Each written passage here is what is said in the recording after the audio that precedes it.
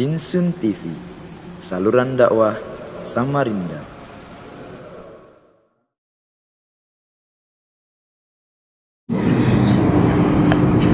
Assalamualaikum warahmatullahi wabarakatuh.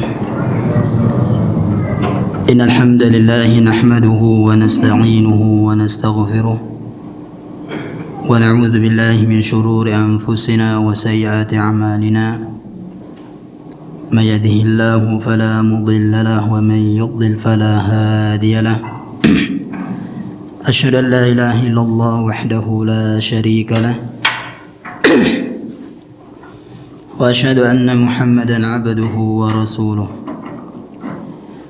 يا أيها الذين آمنوا اتقوا الله حق تقاته ولا تموتن إلا وأنتم مسلمون يا أيها الناس اتقوا ربكم الذي خلقكم من نفس واحدة وخلق منها زوجها وبث منهما رجالا كثيرا ونساء واتقوا الله الذي تساءلون به والأرحام إن الله كان عليكم رقيبا أما بعد فإن أحسن الكلام كلام الله وخير الهدى هدى محمد صلى الله عليه وسلم وشر الأمور محدثاتها فإن كل محدثة بدعة. Para jemaah rahmati Allah tabaraka wa taala. Alhamdulillah, segala puji bagi Allah subhanahu wa taala yang telah kembali memudahkan kita semua untuk duduk dalam majelis ilmu dalam keadaan sehat walafiat, karena kenikmatan yang paling besar setelah iman adalah al-afiyah. Sebagaimana Rasulullah sallallahu alaihi wasallam memerintahkan para sahabat untuk minta is'alullaha al-afiyah. Mintalah kepada Allah subhanahu wa ta'ala al-afiyah, kesehatan. Para jemaah rahmati Allah tabaraka wa ta'ala, pada malam hari ini kita akan kembali melanjutkan tentang 40 hadis yang berkaitan dengan tauhid. 40 hadis yang berkaitan dengan tauhid. Di antara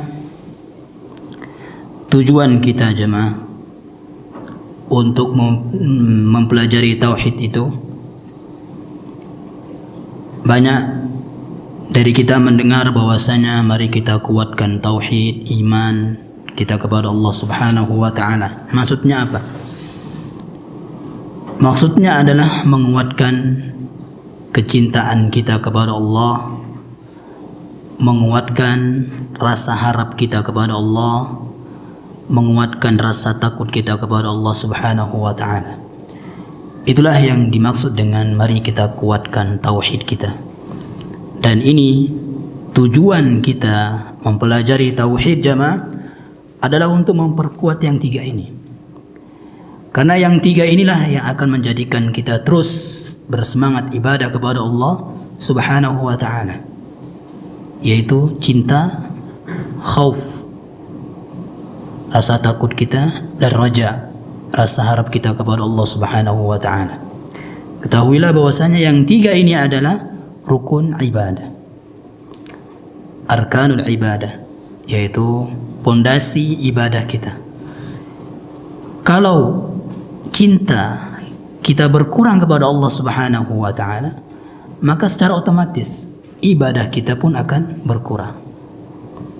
Begitu juga rasa harap, rasa takut kita berkurang kepada Allah subhanahu wa ta'ala, maka juga ibadah kita kepada Allah subhanahu wa ta'ala juga akan berkurang. Ahlussunnah wal jamaah harus mengumpulkan yang tiga ini. Kenapa dia melakukan ibadah ini? Kenapa dia bermajelis ilmu agama kan ibadah? Kenapa dia sholat? Kenapa dia puasa? Karena yang tiga ini. Ingin mengharapkan cinta Allah subhanahu wa ta'ala. ingin mengharapkan surga Allah Subhanahu wa taala, ingin mengharapkan takut kepada neraka Allah Subhanahu wa taala, maka tidaklah termasuk kesyirikan, bukan termasuk kesyirikan seorang beribadah kepada Allah karena takut neraka, karena ingin masuk surga. Itulah balasan dari Allah Subhanahu wa taala. Para jemaah hormati Allah tabaraka wa taala.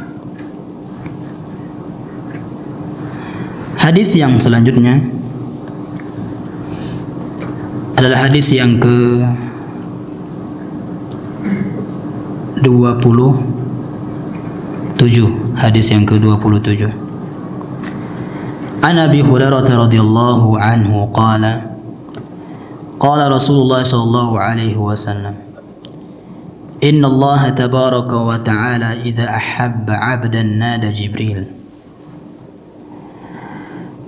Ketahuilah jemaah bahwasanya seseorang yang sering mendengar hadis-hadis Nabi sallallahu alaihi wasallam, kemudian menyampaikannya, kemudian mengamalkannya, terlebih lagi menghafalkannya, kata Nabi sallallahu alaihi wasallam, naddarallahu imra'an sami'a maqalati fawa'aha.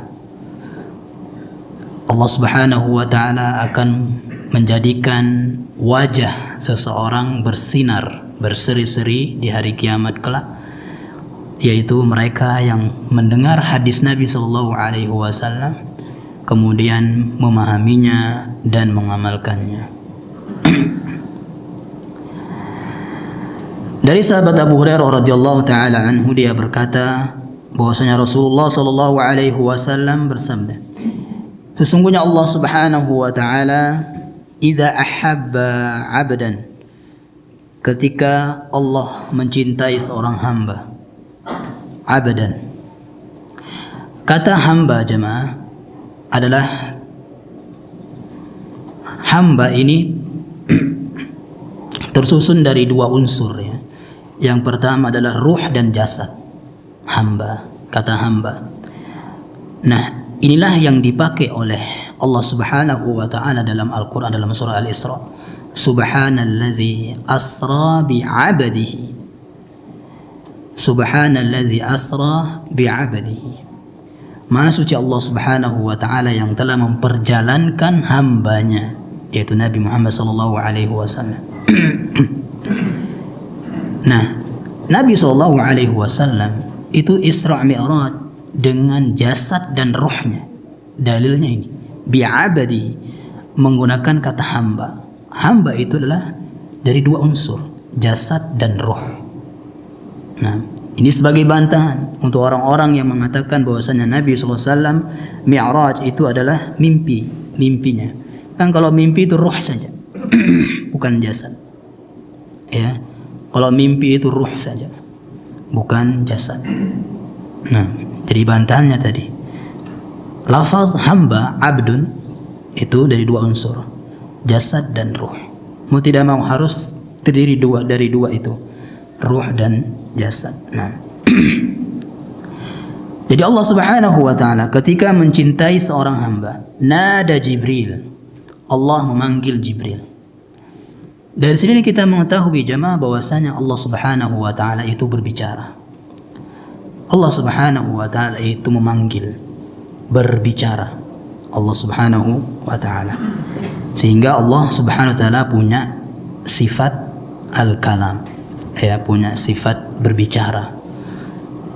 Dan sifat Allah Subhanahu wa taala itu ada dua macam. Yang pertama sifat dzatiyah, yang kedua sifat fi'liyah. Sifat dzatiyah ini sifat yang la yanfaku anhu, sifat yang tidak mungkin terpisah dari Allah Subhanahu wa taala, yang selalu ada kepada Allah Subhanahu wa taala. Seperti apa misalnya? Allah punya betis, Allah punya mata, Allah punya wajah. Ini akan selalu ada kepada Allah Subhanahu wa taala, sifat dzatiyah yang Allah sebutkan dalam Al-Qur'an atau dalam hadis Nabi sallallahu alaihi wasallam. Kemudian yang kedua sifat fi'liyah, sifat yang berupa perbuatan, sifat yang berupa perbuatan. Dan ini adalah menurut masyiatillah, ya, kehendak, tergantung kehendak Allah Subhanahu wa taala. Maksudnya enggak harus misalnya seperti berbicara. Ini sifat fi'liyah. Ya. Jadi Allah itu dari awal sampai akhir, ya, Allah akan berbicara aja, enggak. Itu namanya sifat dzatiyah. Kalau sifat fi'liyah itu kapan Allah kehendaki dia akan berbicara, kapan Allah enggak kehendaki maka enggak akan berbicara. Nah, dan inilah juga yang dimaksud dalam ayat firman Allah Subhanahu wa taala, innallaha malaikatahu yusalluna 'alan nabi. Sesungguhnya Allah Subhanahu wa taala dan malaikatnya itu bersalawat kepada nabi. Apakah Allah bersalawat terus sampai hari kiamat? Enggak. Ya. Allah itu bersalawat menurut kehendak Dia Subhanahu wa taala. Ya. Kapan Dia kehendaki maka Dia akan bersalawat. Kapan Dia tidak menghendaki maka enggak akan bersalawat. Nah, ini namanya sifat fi'liyah.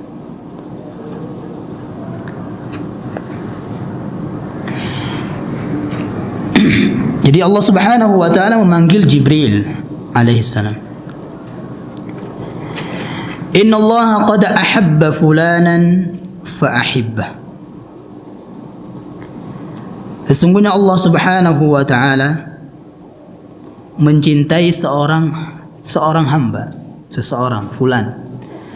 Fa ahibbah. Kemudian cintailah olehmu wahai Jibril, cintailah ia. Fa yuhibbuhu Jibril, maka Jibril pun mencintai yang dicintai Allah Subhanahu wa taala. Summa yunadi Jibrilu fis sama. Kemudian Jibril pun memanggil para malaikat yang ada di langit. Inna Allah qad ahabba fulanan fa ahibbuhu. Sesungguhnya Allah Subhanahu wa taala telah mencintai seseorang, maka cintailah oleh kalian orang tersebut. Fa yuhibbuhu ahlus sama. Kemudian ahlus sama, penghuni langit pun mencintai orang tersebut. Fa yudha'u lahu al-qabulu fi ahli al-ardi. Kemudian karena orang tersebut dicintai Allah Subhanahu wa taala, maka orang tersebut di dunia ini, di muka bumi ini akan diterima oleh banyak manusia, akan dicintai oleh banyak manusia. Allah Subhanahu wa taala akan membuat hati manusia itu mencintai orang yang dicintai oleh Allah Subhanahu wa taala. Nah. Para jemaah hormati Allah tabaraka wa taala, di sini terdapat penjelasan tentang tauhid asma wa sifat.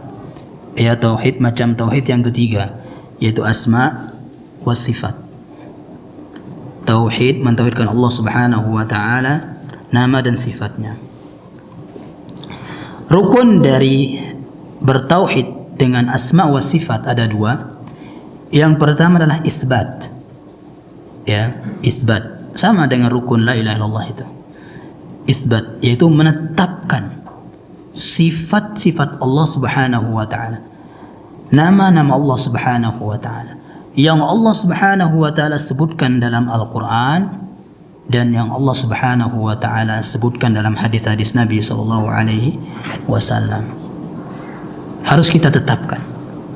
Yang kedua adalah an-nafyu. An-nafyu, meniadakan yang ditiadakan Allah Subhanahu wa taala dan meniadakan yang ditiadakan oleh Nabi kita Muhammad sallallahu alaihi wasallam.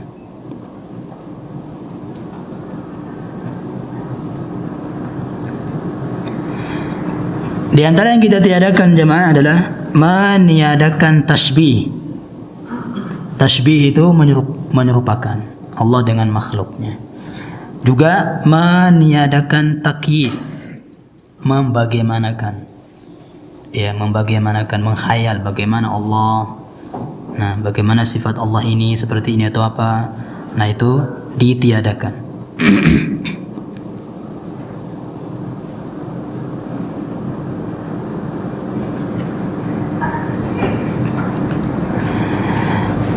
Kelompok-kelompok yang menyimpang dari tauhid asma wa sifat ini jemaah ada 4. Yang pertama adalah Jahmiyah.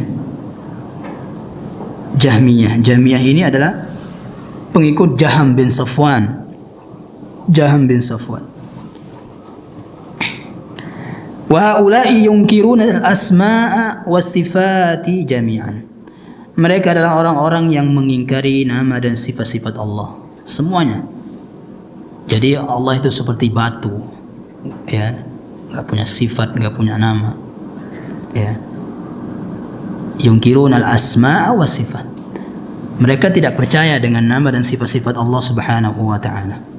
Nah, kemudian kalau kelompok yang kedua adalah Al-Mu'tazilah, orang-orang Mu'tazilah. Mereka wa haula'i yusbituna al-asma'a was-sifati 'ala annaha alfazun mujarradatun 'anil ma'ani. Bahwasanya mereka menetapkan sifat Allah, akan tetapi kesalahan mereka adalah mereka mengatakan sifat Allah itu cuma lafaz-lafaz saja tanpa mengandung makna. Itu kata mereka, tanpa mengandung makna, ya. Jadi cuma lafaz-lafaz saja, seperti Asmaul Husna itu lafaznya aja, tapi nggak ada maknanya.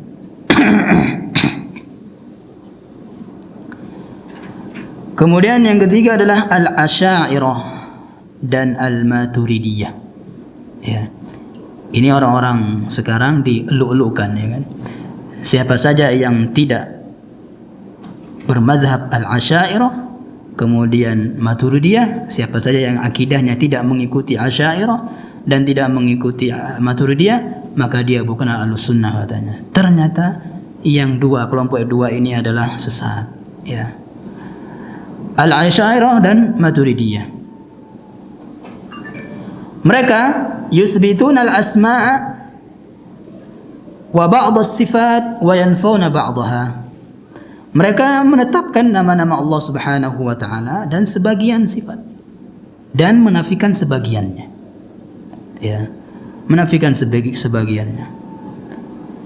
Nah, di antara yang mereka nafikan adalah yang kata mereka khawatir, ya, yang kata mereka itu khawatir kalau kita sifatkan Allah dengan itu, maka khawatir mereka menyerupakan Allah dengan makhluk, ya, seperti turunnya Allah di sepertiga malam, istiwanya Allah di atas langit atau di atas arasy, ya. Mereka nafikan sebagian.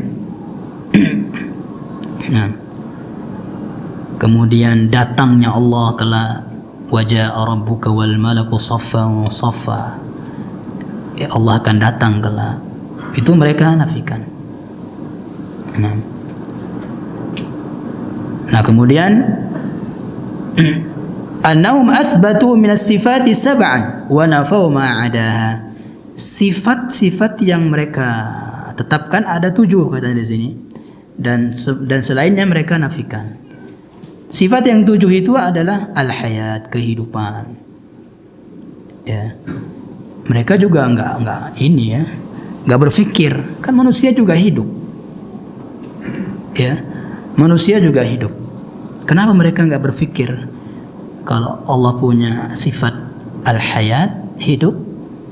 Kenapa mereka enggak berpikir, ya, manusia juga hidup sama dong dengan manusia, dengan makhluknya. Nah, kemudian wal ilm, pengetahuan, manusia juga punya pengetahuan.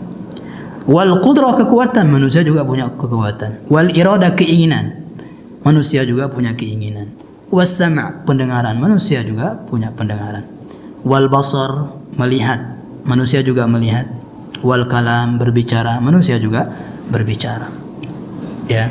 Namun mereka menetapkan kalam, ya. Kalam yang mereka maksud adalah bukan kalam yang masmu', ya, kalam yang terdengar kemudian ada hurufnya, ya. Mereka mengatakan kalamnya Allah seperti ketika wa kallamallahu Musa taklima. Allah benar-benar berbicara kepada Nabi Musa, mengajak bicara Musa, ya.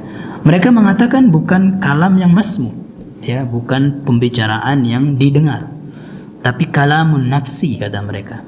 Yang berbicara adalah jiwa, ya, jiwanya Allah Subhanahu wa taala, kata mereka. Nah,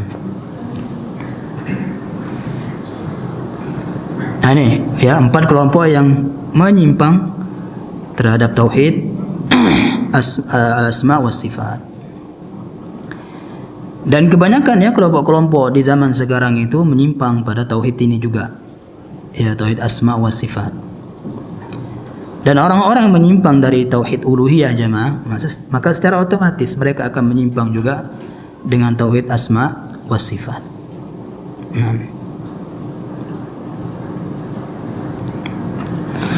ada juga sekarang seperti al-ikhwanul muslimun itu, ikhwan muslimin ya, IM.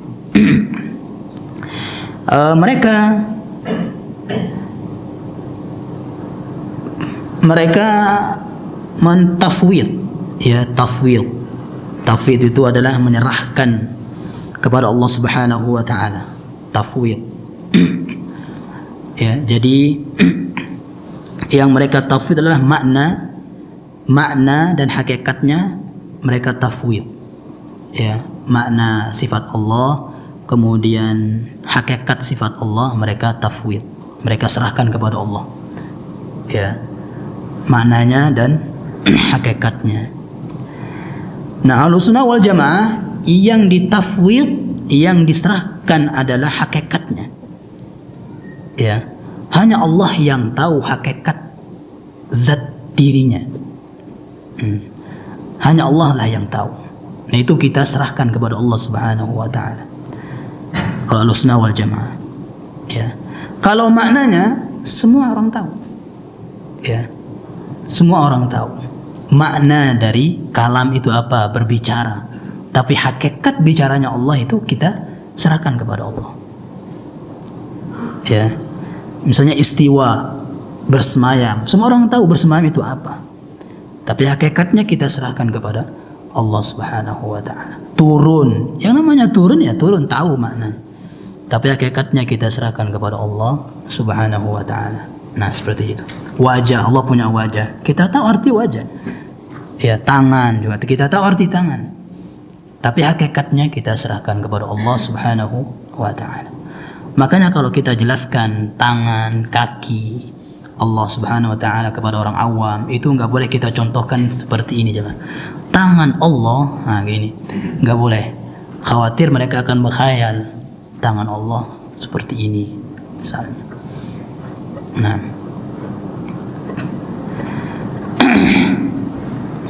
kemudian di antara samarat, ya, di antara buah dari kita beriman dengan nama dan sifat Allah Subhanahu wa taala adalah yang pertama at-ta'arruf 'ala Allah taala, mengenal Allah, ma'rifatullah, mengenal Allah Subhanahu wa taala. Faman amana bi asma'illahi wa sifatihi izdada ma'rifatan billah taala. Ya. Siapa saja yang beriman dengan nama dan sifat Allah Subhanahu wa taala, yang mengenal, mengilmui sifat Allah Subhanahu wa taala, maka akan bertambah pengetahuannya, ya, dengan Allah Subhanahu wa taala. Pengetahuannya tentang Allah Subhanahu wa taala akan bertambah. Fayazdadu imanuhu billahi yaqinan. Kemudian juga imannya akan bertambah kepada Allah secara yakin, dengan yakin. Wa yaqwa tauhiduhu lillahi ta'ala. Dan pada saat itulah tauhidnya akan kuat. Ya, akan kuat. Nah, seperti misalnya orang yang sedang sakit. Ya, kalau kita mengenal nama Allah Asy-Syafi, yang Maha Penyembuh, ya, inilah yang akan menghibur orang yang sakit itu. Asy-Syafi. Allah lah yang Maha Penyembuh. Ya. Kemudian orang-orang yang berdosa, kalau dia mengenal sifat Allah Al-Ghafur, Al-Ghaffar, maka inilah yang akan menjadi pelipur lara dia. Orang-orang yang berdosa nggak akan putus asa dari rahmat Allah Subhanahu wa taala, karena Allah punya sifat Al-Ghafur, Al-Ghaffar. Nah, jadi di antara, ya, nikmat atau faedah kita mempelajari nama dan sifat Allah Subhanahu wa taala, jemaah, itulah, ya, kita akan jarang bermaksiat kepada Allah Subhanahu wa taala. Ya, seperti misalnya Allah Maha melihat. Nah, kalau kita ingat ini jemaah, ya, kita akan senantiasa untuk menghindari maksiat kepada Allah Subhanahu wa taala semampu kita. Nah. Dan di antara kata para ulama, siapa saja yang bermaksiat maka dia sedang jahil. Jahil terhadap apa? Di antaranya jahil terhadap nama dan sifat Allah Subhanahu wa taala. Nah. Kemudian yang kedua, as-sana'u 'ala Allah bi asma'ihil husna. Wa hadha min afdali anwa'i dzikri.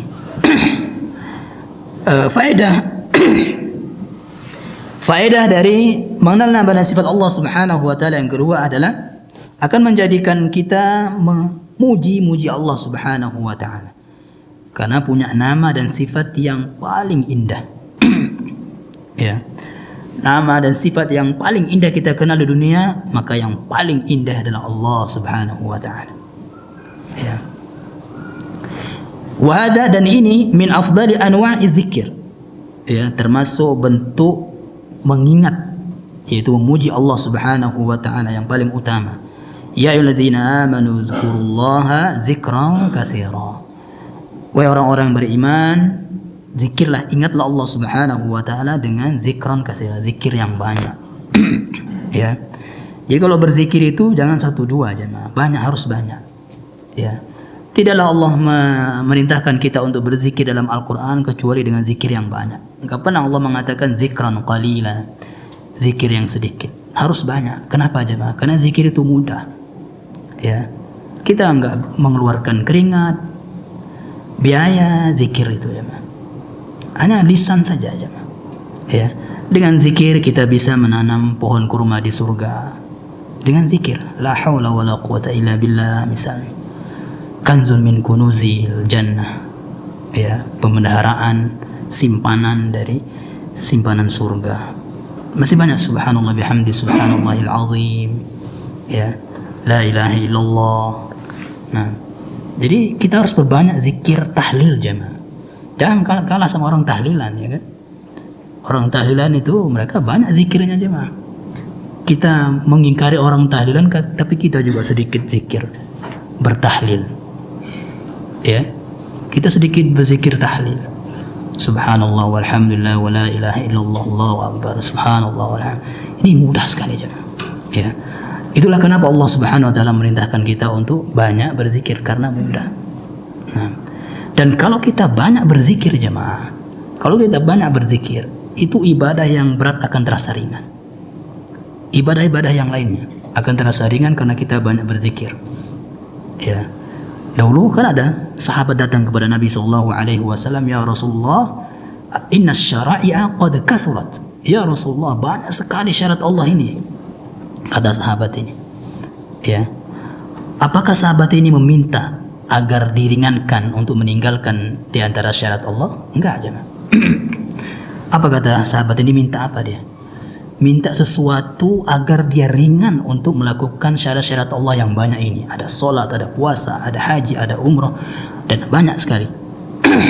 Ya, ibadah-ibadah Allah Subhanahu wa ta'ala ini.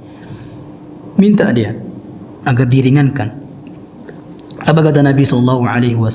La yazalu lisanuka rataban min dzikrillah. Senantiasalah lisanmu itu basah dengan berzikir kepada Allah Subhanahu wa ta'ala. Nah, itu jemaah. Jadi kalau kita banyak zikir, kenapa kita malas ibadah? Karena sedikit zikir. Ya, sedikit zikir jemaah. Nah, padahal banyak waktu kita zikir jemaah, banyak sekali. Ya, di motor daripada melamun. Ya, kita bawa istri pun jarang ngobrol sama istri motor, ya. Ngaku saja. Nah, bawa istri, bawa anak kan jarang ngobrol sama istri anak. Ya, kalau di lampu merah buka HP. Ya kan, nggak ngobrol sama istri, buka HP. Nah, lebih baik berzikir ya, zikir kepada Allah Subhanahu wa ta'ala.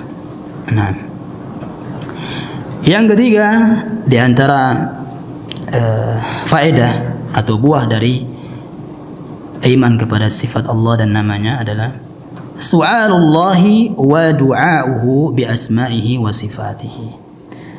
berdoa, meminta, berdoa ya dengan nama dan sifat Allah Subhanahu wa taala. Ya.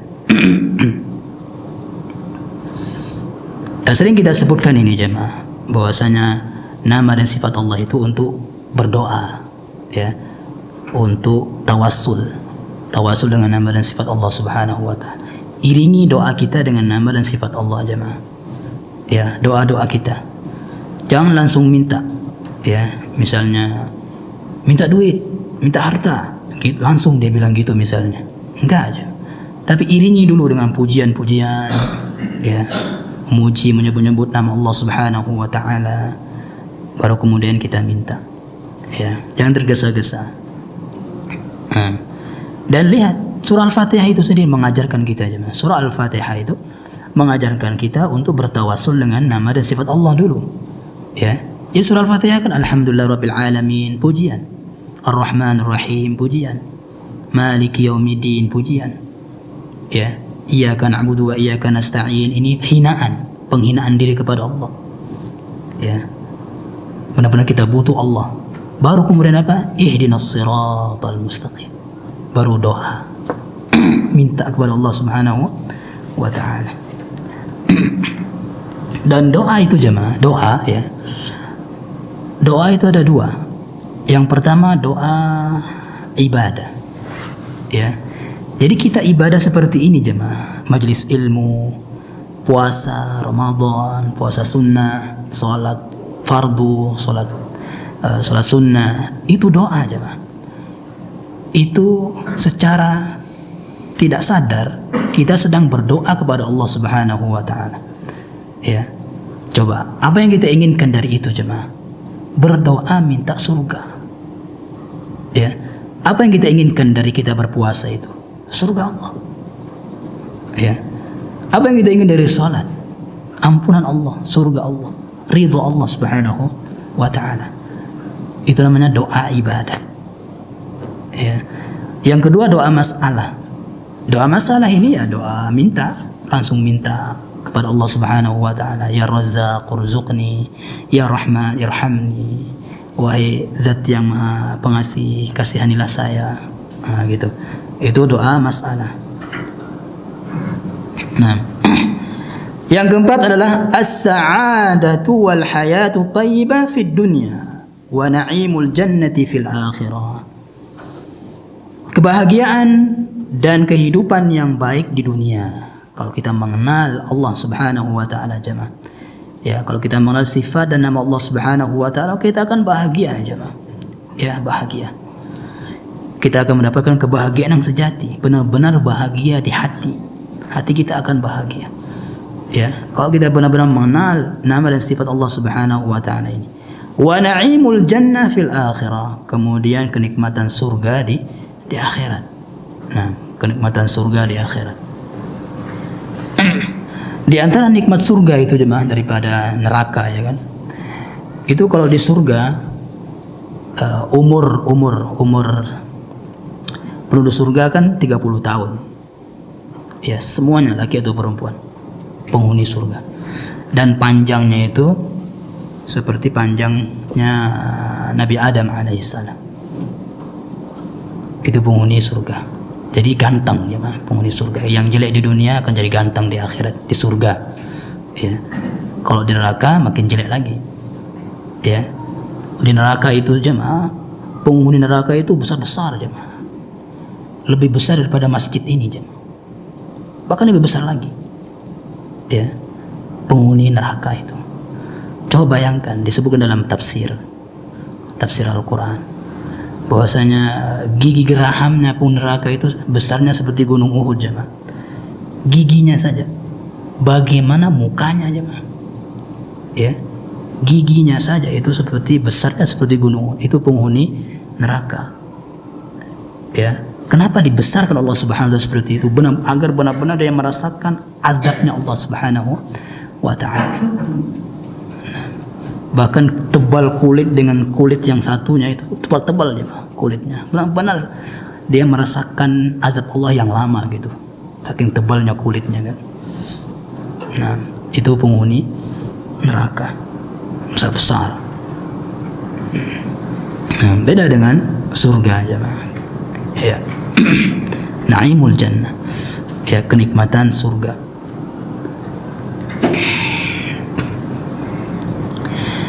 Para jemaah hormati Allah tabaraka wa taala. Nah, kemudian dalam hadis itu juga, dalam hadis tadi yang hadis ke-27 ini, yaitu isbatu sifati mahabbati lillahi ta'ala kama yaliqu bihi. Menetapkan sifat mahabbah Allah. Jadi Allah itu punya sifat cinta. Ya, Allah itu punya sifat cinta. Annallaha yuhibbu wa yuhabbu. Allah itu mencintai dan harus dicintai. Ya, Allah Subhanahu wa taala. Yang kedua, mahabbatul 'abdi li rabbih. Ya, mahabbatul 'abdi li rabbih. Kecintaan seorang hamba kepada Allah Subhanahu wa taala adalah sebuah kelezatan, jemaah. Sebuah kelezatan. Kemudian terakhir adalah mahabbatul makhluk li ghairillah. Kecintaan makhluk kepada selain Allah Subhanahu wa taala itu dibagi menjadi 3 macam. Ya, kecintaan makhluk kepada selain Allah Subhanahu wa taala. Makhluk dengan makhluk misalnya. Sekarang kan banyak orang cinta makhluk selain manusia, hewan, kucing misalnya. Nah, ini dibagi menjadi 3. Yang pertama al-mahabbatus syirkiyah. Ya. Kecintaan yang bernilai kesyirikan. Ya. Yaitu syirik besar. Ya, faman ahabba makhluqan mithla ma yuhibbuhu al-khaliq mithla ma yuhibbu al-khaliqa fahuwa musyrik. Siapa saja yang mencintai seorang makhluk, seorang manusia dia cintai, tapi kecintaannya kepada makhluk itu seperti kecintaannya kepada Allah. Ya, cinta yang ada penghambaan. Cinta yang melahirkan penghambaan. Saking cintanya dengan tuan gurunya misalnya, saking cintanya dengan kiai, ya, nanti kalau apa-apa kita akan ke kiai itu. Saking cintanya dia, ya, saking cintanya dengan kiai, seolah dia mengatakan, ya, kalau Nabi memilih jalan ke kanan, kiai saya memilih jalan kiri, saya akan ikut dengan kiai saya saja. Nah, misalnya ada orang gitu seperti itu, jemaah. Ya, ini syirik besar yang seperti ini. Cinta yang melahirkan kesyirikan besar. Kemudian yang kedua adalah al-mahabbatul muharramah. Cinta yang haram, yang bernilai haram, tapi tidak termasuk syirik, ya. Yaitu apa? Kecintaan kepada makhluk, ya, kecintaan kepada makhluk yang menjadikan dia melakukan yang haram. Ya, haram yang dibawa kesyirikan maksudnya. Seperti apa? Saking cintanya dengan istrinya disuruh bermaksiat mau. Juga misalnya saking cintanya dengan suaminya disuruh bermaksiat mau. Ini cinta yang haram. Ya, cinta yang haram. Saking cintanya dengan istrinya, ya, istrinya mengatakan, janganlah pergi sholat berjamaah, sama saya aja. Apakah enggak cinta sama saya? Gitu. Ini kecintaan yang haram. Ya, kecintaan yang haram. Nah, yang ketiga al-mahabbatut tabi'iyah. Kecintaan yang tabiat. Ya, secara fitrah manusia, semua orang manusia memiliki cinta ini, jemaah. Seperti apa? Kecintaan orang yang haus kepada air, ya. Kecintaan orang yang lapar kepada makanan. Kemudian kecintaan orang yang capek untuk istirahat, tidur, ya. Kemudian cinta kepada istri, cinta kepada anak, cinta kepada ibu bapa. Nah, itu lumrah, ya. Bukanlah cinta yang haram, tapi cinta yang tabi'iyah, ya. Namun kecintaan kepada istri itu kalau menjadikan kita melakukan yang haram, bermaksud kepada Allah Subhanahu wa taala, maka jadi cinta yang haram. Subhanallah bihamdik, asyhadu an la ilaha illa anta, astaghfiruka wa atubu ilaik. Insyaallah kita lanjut di pekan berikutnya. Assalamualaikum warahmatullahi wabarakatuh.